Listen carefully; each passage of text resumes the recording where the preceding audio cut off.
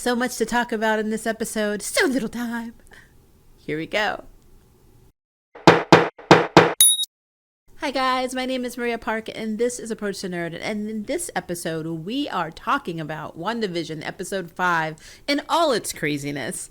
So at this point, everyone knows that Wanda has created her own little bubble world and it's basically containing all of the hopes and dreams and her her dead lover, that things that basically Wanda feels she deserves and was unfairly not able to have because Vision was destroyed, and her brother is dead. It's just so many things that traumatized Wanda are now rewritten because she, as they have learned, Darcy and the others have learned in this episode, are 100% she's rewriting history, our reality, which we already knew. I love that Darcy comes up with the term hex because that's pretty much what they refer to it in the comics as.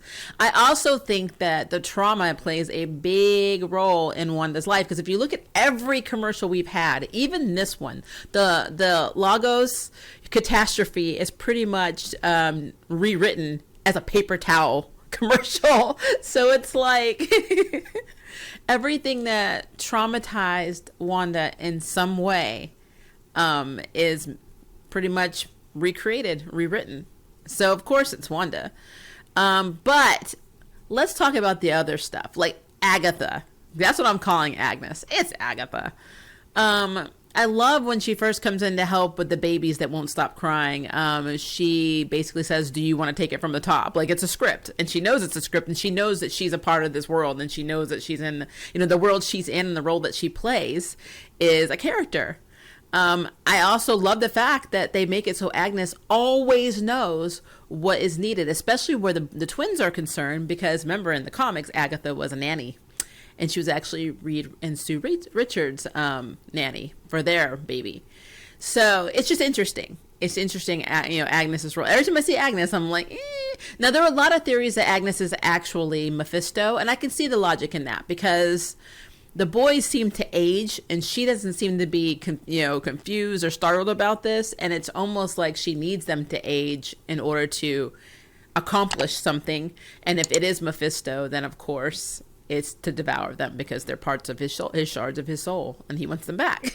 So it's a lot easier to kill off the kids when they're in teenage form than it is when they're babies. At least in the comics he devoured the babies, but if they're doing House of M and they're modifying it, which they would have to, because again, we don't have mutants yet in this, in the MCU, then yeah, I could see that being, the kids being a lot older when they get devoured, would still cause emotional trauma for Wanda. And yeah, but another interesting thing is that Wanda her powers don't work on her kids. She couldn't put them to sleep. They're very self-aware. They are aware that their mother brought their father back from the dead, which is interesting. We do see that Wanda stole his body, which I think one of my viewers in our live stream when we were talking, when me and the turnout were talking, actually had mentioned that there was a deleted scene where you see Wanda break into one of the sword facilities and steal back Vision's body, or steal Vision's body basically, and it was cut. So it looks like we got that scene now when they were looking at the video when they were trying to prove to Monica that Wanda's a terrorist when she's not. So yeah, she took the body, and then the boys actually said they get a dog, and they find the dog. We don't really know how they found the dog because the dog's already in the sink and they're bathing it. But in the beginning of the episode. And they try to convince Wanda to let them keep the dogs. And so her and Vision, who are not seeing eye to eye right now because Vision's having lots of issues, but I'll get to that in a minute. They decide to tell the boys that, they're not responsible enough. Maybe if they were 10. So then the boys just age. The boys are like, all right, they become 10 years old and she has no control over these boys. But, so I'll get to the death part, the reference that they made in a second. So first, the dog's name is Sparky. Now, if you know anything about the comics, you know that there's a comic book run where Vision tries to have a normal family and he creates a family. His wife, named Virginia, is basically, he creates it using brain waves that were donated by Scarlet Witch. And they had a dog that was modeled after their neighbor's dog. And George and Nora Knowles were their neighbors, and their dog Zeke gets killed. I think he died trying to dig up the Grim Reaper's corpse in the comics, and then I guess he was electrocuted, which is interesting because if you look at MCU, that's exactly, well, you see Sparky died by playing in the Azalea Bush at Agnes's house, but this does give a little merit that Grim Reaper himself could actually be one of the ones behind this as well. I mean, yes, I still believe Mephisto is involved, but I'm not going to say Grim Reaper's not, because that is very, very weird that they created a scene like that. Because when Zeke died, trying to dig up the corpse of Grim Reaper, and he accidentally was, I think it was his scathe was the one that, or the thing that electrocuted the dog. Vision took Zeke's brain and just used it to make his own synthezoid dog, and that's what they named Sparky. So yeah, there's a lot of interesting things happening, and I love how they're pulling these stories and reinventing them in the comics. But that is actually something that was in the comics, so that was an interesting spin. But I'm explaining that story because the boys use Sparky's death to tell their mother, well, you brought back death before, why can't you? And of course, Wanda's like, well, no, there are rules in the universe. No matter how hard you try, you can't bring back, you basically can't bring back the dead. And so when I was watching it, it kind of made sense when she said that, because if you think about it, Vision was essentially created not only by, Tony Stark and Bruce Banner, only in the MCU, by the way, because it was actually Pym that did it in the comics, but he was brought to life by the Mind Stone with Helen Cho. So since he's essentially a computer and Wanda has powers from the same source that created him, it's like charging a phone. Like she just charged him. That's how I look at that. But anyway, so let's get back to some of the other stuff that I thought was interesting. First of all, Jimmy having a lot more lines and a bigger role in this is making me insanely happy. As long as we see the Atlas Foundation at some point, I'll be extremely happy. Monica Rambeau, there are a few things that were interesting about her in this episode. Number one, we know she's developing or trying to develop a vehicle that will get her back into Westview. But when the doctor took her blood and her scans, they were blank. And I was like, oh my gosh, does that mean that she already has her abilities? Like, does she already have her powers or energy powers? I think I would be extremely excited because think about it. In the comics, she got her powers by a weapon discharging at her, or basically shooting her. And she was able to create extra dimensional energy. She was shot with the extra dimensional energy. And so she's able to transform herself into anything energy along the spectrum. So by her not having readouts in her scans and her blood work not, being blank, to me I'm thinking that's a clue that maybe the blast, instead of her being shot by a weapon by mad scientist basically, or a cargo ship or whatever, she actually got the powers through being shot across New Jersey, through, the hex basically, or the shield. And Monica does say, Wanda protected me, and I'm wondering to what extent she was able to absorb it, because she could be able to absorb. We don't know what happens in the Captain Marvel 2 movie, which is another point I'm about to get to, because honestly something could have happened in that movie, and that movie could be a prequel to WandaVision. It takes place before WandaVision. So we don't know, like at some point Monica could have been exposed to something in the movie that we're going to see when Captain Marvel 2 is released. So there's so many theories that you can play with, but I mean, I would love it if Monica already has her abilities. That would be very cool. We also know that she mentions having to find like an aerospace engineer to help. Now that we don't know who it is, my speculation is it's Reed Richards, because think about it. We already know they're going to do a Fantastic Four movie. So having Reed Richards come in would make perfect sense. I mean, I don't know anybody else who it could actually be. I haven't watched any other reviews yet. I'm sure people have name dropped some other people, but I'm trying, until I do my reviews, I try not to watch anything else because I don't want to skew my brain where like the direction it's going to. Because like, what if some of the things I said are actually right? Who knows? But the only aerospace engineer I can think of could be Reed Richards. And the reason that I'm thinking that it is Reed Richards is because of what happened to Pietro. So when the boys tell the mother, you know, they want the dog to be revived, and she starts thinking about her brother, and, you know, they even asked her in the episode if she had a brother. She said, yes, a long time ago. He's far away. You know, we know he's dead. Well, this episode closes with Pietro coming back, but she actually, instead of being able to revive her brother from the MCU universe, she brings Evan Peters from the X-Men universe. So that's the new Quicksilver.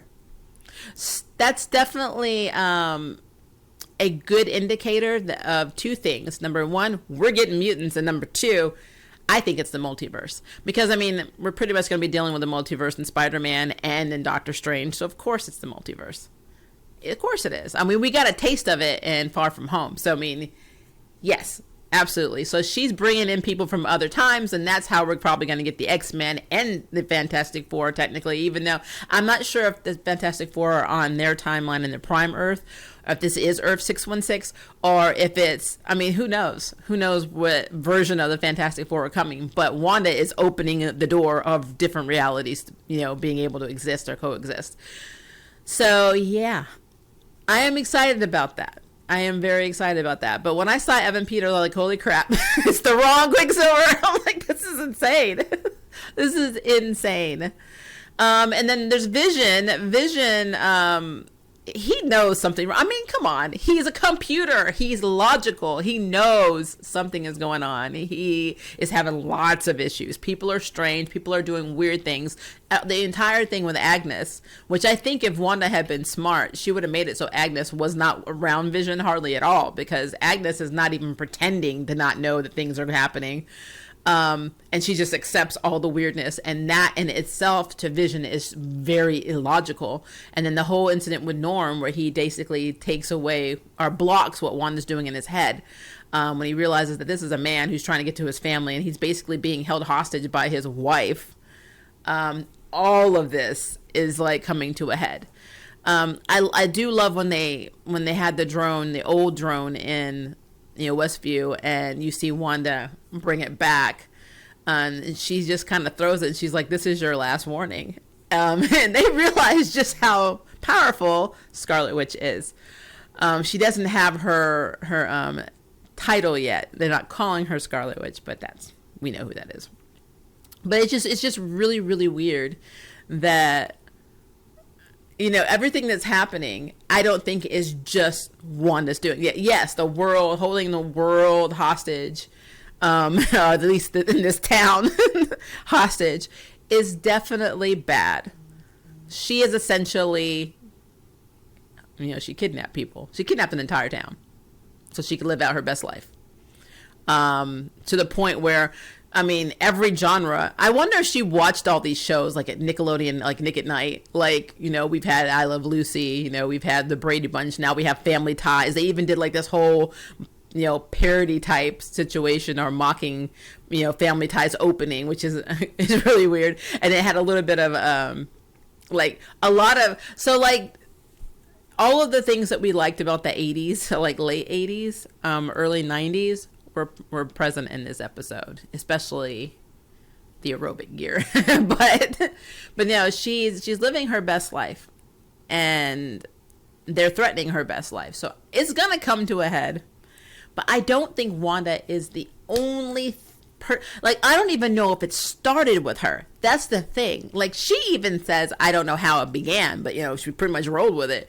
But I do know that she did take Vision's body. So I think she was intending to try and bring him back anyway. And then this is just this is kind of like a gift horse, you know, in the mouth. She just was like, okay, well, I'm here. Now I'm just going to keep this town and live my best life and try and convince Vision that everything's kosher and, you know, keep all these outsiders out of here.